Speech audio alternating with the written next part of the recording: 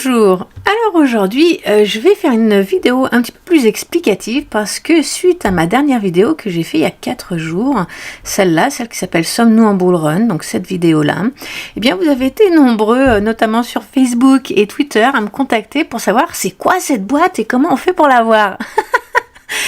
Alors écoutez, ce qu'on va faire, c'est que on va faire un tout petit tutoriel vraiment très rapide et après je vais vous expliquer plus en détail ce que ça implique pour les marchés, vers quoi on va, etc. Donc si le tutoriel ne vous intéresse pas, passez jusqu'au moment où je parle du marché. Voilà. Alors pour ceux qui veulent le tutoriel comme vous me l'avez demandé, la première chose à faire, c'est d'aller sur TradingView et de télécharger, vous voyez, plus... Hop, téléchargement, application. Vous allez télécharger l'application de TradingView, c'est gratuit, vous pouvez créer un compte gratuitement aussi. Une fois que vous êtes là, eh bien vous ouvrez un nouveau graphique, vous choisissez le BTC USD, puis j'insiste, vous ne mettez pas USDT parce qu'à l'époque, en 2012, ça n'existait pas l'USDT, donc vous n'aurez pas l'historique au complet. Donc vous mettez bien BTC USD, c'est le Bitcoin contre le dollar américain, et vous choisissez le premier Bitstamp parce que les autres n'ont pas l'historique au complet. Voilà. Vous allez tomber sur un graphique comme ça. Donc là, nous, ce qu'on veut, c'est avoir le graphique en weekly. Ça veut dire quoi? C'est-à-dire que là, à l'heure actuelle, une bougie égale un jour. Ah non, une bougie égale 5 minutes même, excusez-moi. Nous, on veut qu'une bougie égale une semaine. Donc, vous cliquez sur le petit truc, la petite flèche, et vous allez chercher, vous allez chercher une semaine. Voilà. Donc, il y a bien le petit W ici. Maintenant, on va scroller pour diminuer un petit peu tout ça. Et puis, surtout, on va le passer en mode logarithmique parce que là, on voit rien sur le graphique. Vous voyez, si je vous emmène un peu plus loin que 2017, on voit rien du tout, c'est tout petit. Donc, vous allez sur la petite clé ici. Vous allez sur logarithmique.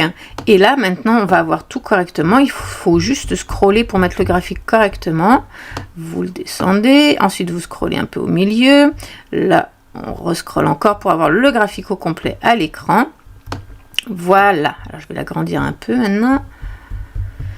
Voilà. Alors, ce qu'on va faire, c'est qu'on ne va pas toucher à ce cycle-là. Donc, avant 2013, on n'y touche pas parce qu'on n'a pas le cycle au complet. Donc, c'est compliqué pour tracer nos lignes et compagnie parce qu'on n'a pas toutes les infos. Donc, ça, on ne s'en occupe pas. On va commencer à partir de ce sommet-là.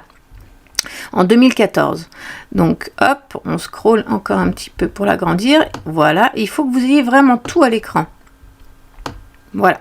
La première chose qu'on va faire, c'est de déterminer les bornes de notre Bitcoin, c'est-à-dire ce qui sert de résistance et ce qui sert de support. C'est ces traits-là et ces traits-là. D'accord? Donc ça, eh bien, vous voyez qu'à chaque fois qu'on rentre dans ces traits, ça nous sert de support pour le marché baissier, on ne va pas en dessous. Et pour le marché haussier ou le bull run, eh bien, on ne va pas au-dessus. Alors, on peut dépasser un petit peu, mais très vite, on retourne dans ce range, si on peut dire.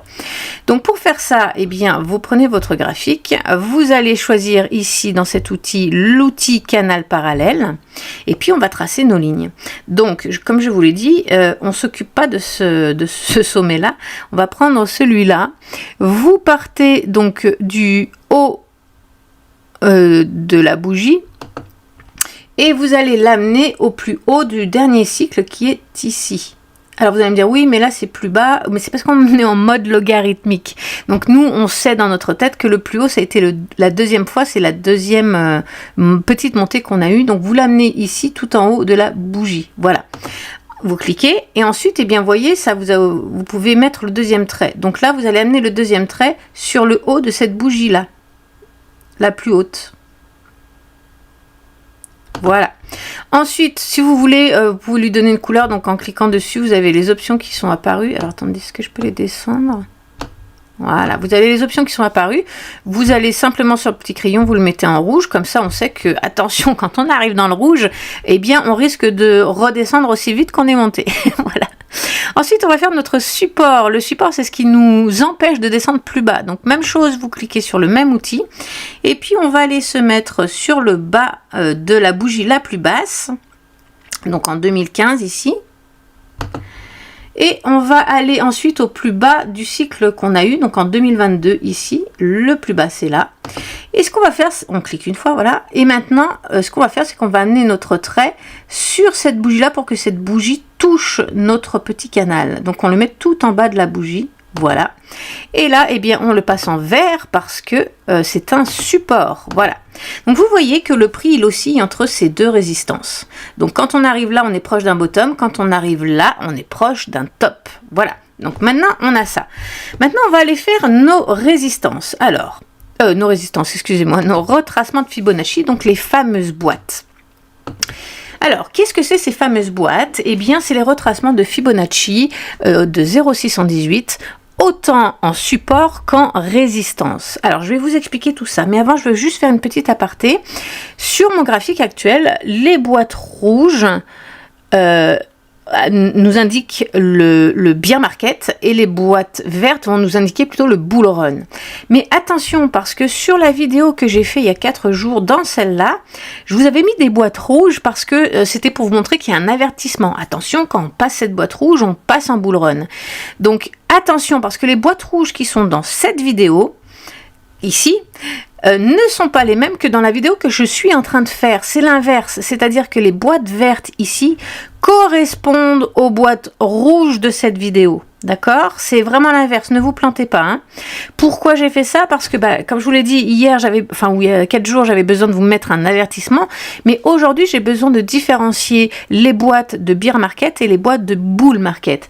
Et c'est plus judicieux de mettre en vert quand ça indique le bull market et en rouge quand ça indique le bear market.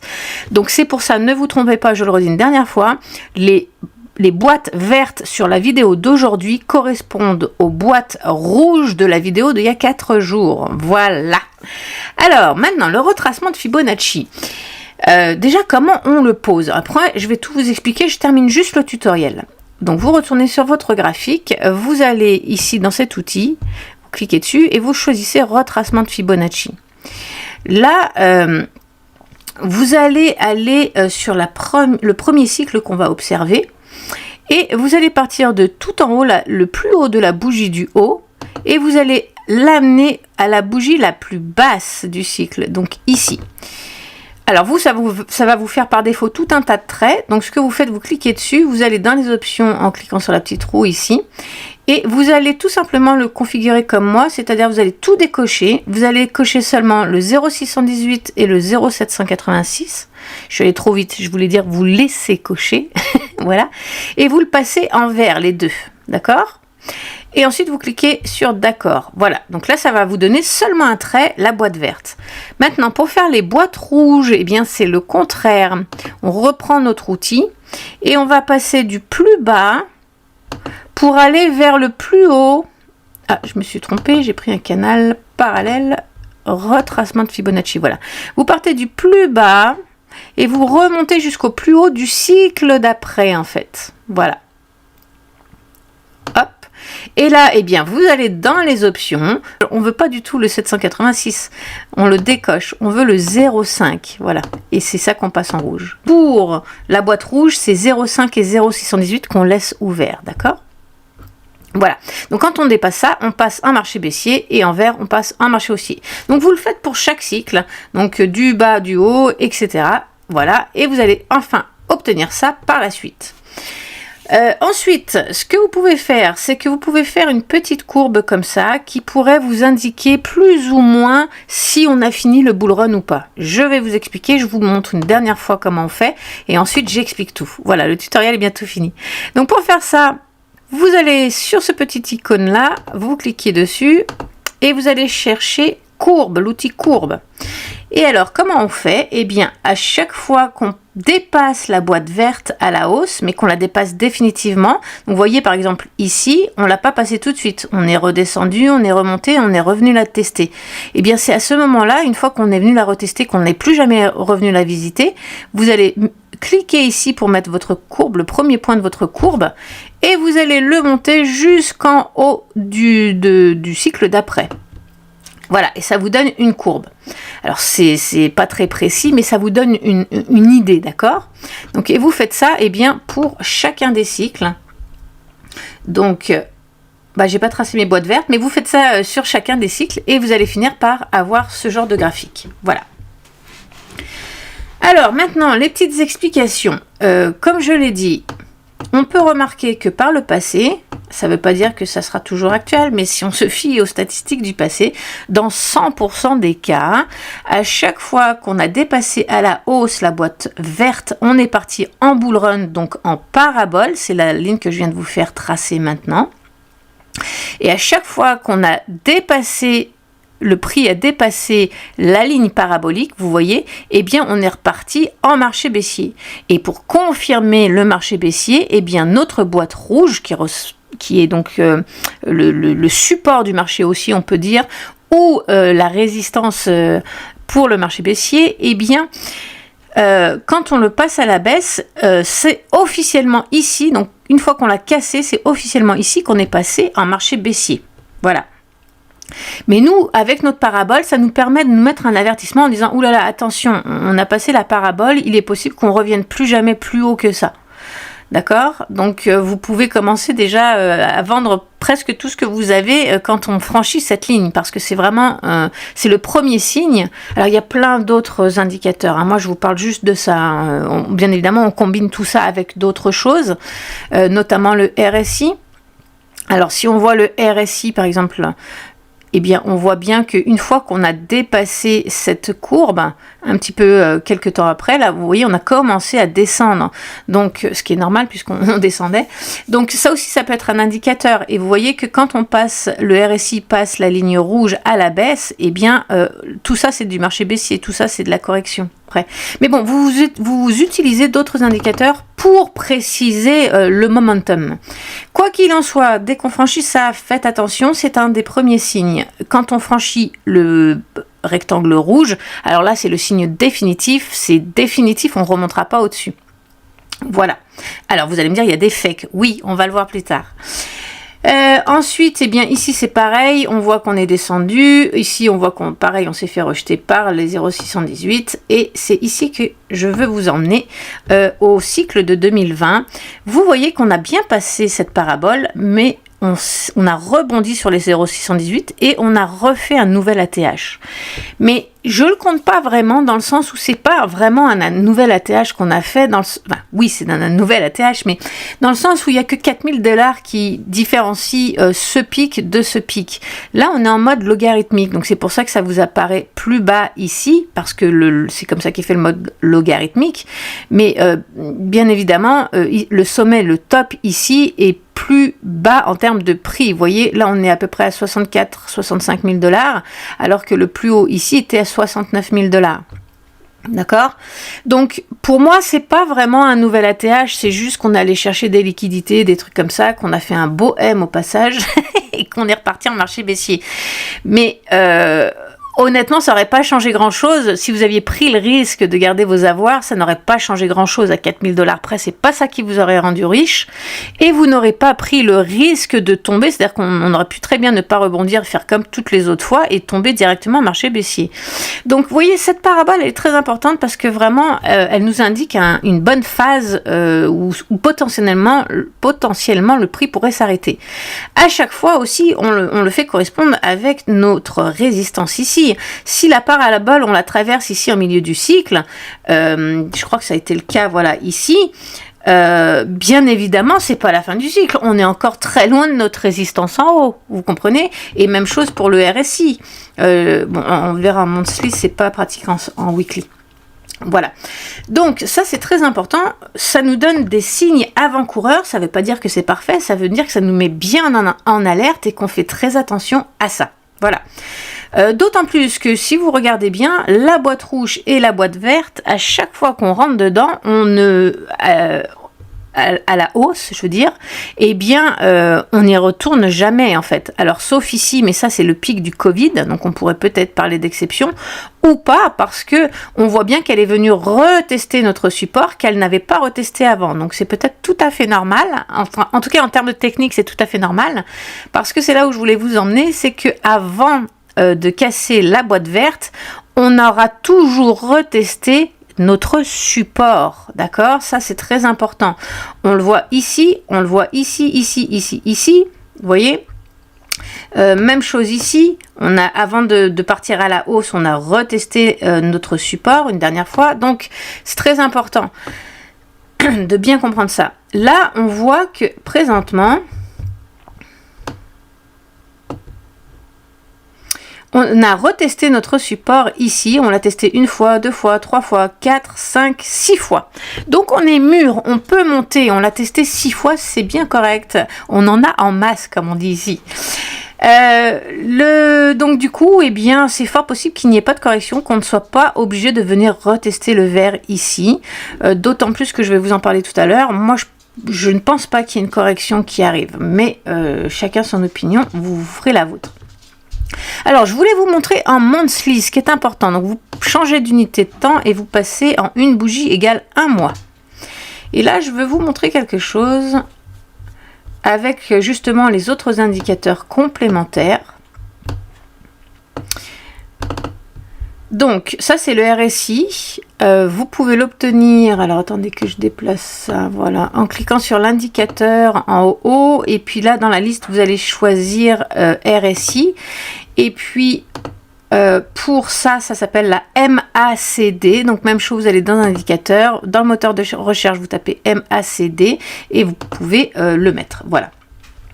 Alors, voilà ce que je veux vous montrer. Ça, c'est des indicateurs de momentum. C'est ce qui va nous dire plus ou moins si c'est des fakes ou pas des fakes.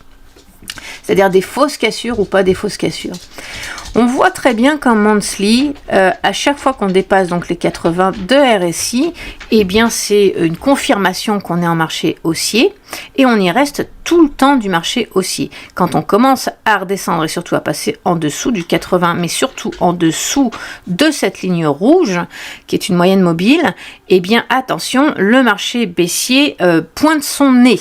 Même chose pour les volumes. Tant que les volumes montent, eh bien c'est bon signe. Quand ils descendent, c'est mauvais signe.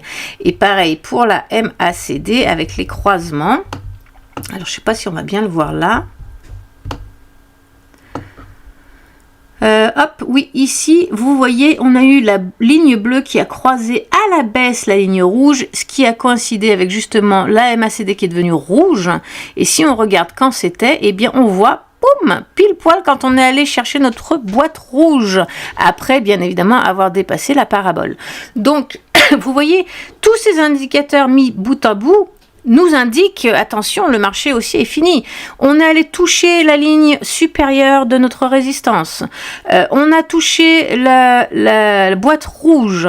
On est redescendu en RSI en dessous de la ligne. Les volumes sont dégressifs. On a notre fameux croisement sur la MACD. Boum, ici, on sait qu'on rentre en marché baissier. Et évidemment, c'est exactement ce qui se passe la bougie d'après. Voilà. Donc, vous pouvez regarder, vous verrez que c'est la même chose quasiment partout. Hein. Regardez ici. Le RSI, c'est un avertissement. Attention, on passe en marché baissier. En tout cas, il y a une correction majeure qui arrive. Et puis, alors, on ne le voit pas. Je vais rediminuer. Voilà. Ici, le croisement qui confirme qu'on passe bien en marché baissier et qui coïncide pile poil avec notre boîte rouge. Voilà, donc c'est la même chose pour à chaque fois. Donc ça, c'est des indicateurs qui sont vraiment très très précis et enfin pas très précis, non, mais très faciles à utiliser et qui peuvent nous mettre en alerte très facilement. Voilà. Alors qu'est-ce qui me fait dire que il y aura pas forcément de correction, en tout cas pas la correction qu'on attend. Beaucoup de gens attendent qu'on retourne aux 30, 35, 38 000. Je ne pense pas que ça arrive. Pourquoi ? Parce que je vais repasser en weekly, voilà, en une semaine. Donc, pourquoi? Eh bien, parce que, comme je vous l'ai dit, on a déjà retesté plusieurs fois notre support, donc on est mûr. Ensuite de ça, on a même retesté notre parabole. On est dans la boîte verte. Si je vous mets... alors, mince, il faut que je repasse en un mois. Si je vous mets en un mois, le RSI, vous voyez qu'on est vraiment, on arrive sur les 80, donc on a beaucoup de place pour monter encore. Et puis la MACD, eh bien on a eu, alors la MACD, je vous ai montré le croisement à la baisse, mais c'est l'inverse est vrai aussi, c'est-à-dire que quand la ligne bleue croise la ligne rouge à la hausse, ici, eh bien c'est aussi un signe d'avertissement pour l'inverse, c'est-à-dire on passe en marché haussier, ou en bull run plus exactement. Voilà. Donc ici, vous voyez, on a notre signe aussi. Donc, je ne suis pas sûre qu'il y ait une correction aussi profonde que ce qu'on pourrait croire. Alors, je repasse en weekly. Voilà. Ou possiblement, on pourrait effectivement aller retester notre bande verte ici, ce qui nous amènerait justement dans les alentours des 38 000 $. Mais je ne pense pas que ça ait lieu parce qu'on a déjà retesté notre parabole. On est déjà dans la boîte verte. On a déjà testé 6 fois cette fameuse ligne. On a des volumes qui sont en train de remonter. On a notre signe sur les MACD. On a le RSI qui est bon aussi. D'un point de vue technique, là, il n'y a pas grand-chose qui nous indique une correction profonde. Maintenant, le marché fait ce qu'il veut, hein, vous le savez. Hein. Donc, ça peut très bien se faire, mais moi, c'est pas ça que je vois. Autre chose, je vois aussi que... alors, il faut que je déplace ça, voilà. Je vois aussi que la presse commence à parler du Bitcoin. Vent d'euphorie, les Bitcoins dépassent les 50 000 $. Qu'est-ce qu'on a d'autre? Le Bitcoin bien parti pour détrôner l'or comme valeur refuge. Vous voyez, on a plein de bonnes nouvelles autour du Bitcoin et ça va attirer la masse, entre guillemets. Et quand la masse arrive, c'est ce qui déclenche les bull runs. Autre chose, on a Robert Kiyosaki, qui est quand même un des plus grands investisseurs au monde, qui hier a annoncé qu'il voyait le Bitcoin à 100 000 $ à partir du mois de juin 2024. D'accord? Et quand on regarde notre fameux graphique, eh bien, on peut se dire qu'il n'a pas complètement tort. Regardez, 100 000 $. Alors, 100 000 $, c'est ici. 100 000 $. Si je regarde où nous amène la date, donc regardez en bas de l'écran ici, ça va vous indiquer la date. Je mets mon croisement à 100 000 $. Voilà. Et la date, sans dépasser la parabole, hein, bien évidemment. Ça pourrait très bien être ici, bien avant la parabole. Mais au pire des cas, ça ne peut pas être derrière la parabole, parce qu'on ne peut pas traverser la parabole. On peut venir la retester, mais si on la traverse, on a vu tout à l'heure qu'on passait un marché baissier. Donc, on va la mettre avant la parabole, et on voit que ça nous amène à mi-mai. Mi-mai, mes amis.